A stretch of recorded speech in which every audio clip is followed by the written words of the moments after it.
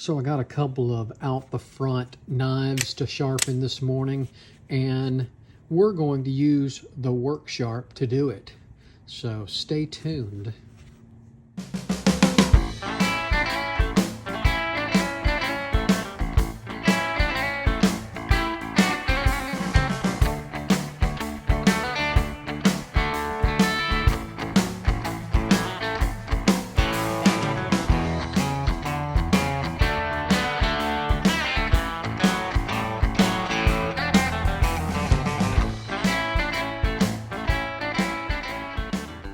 Alright, so we got it sharpened up. Let's see if it cuts. Here's a 3/8 inch nylon rope.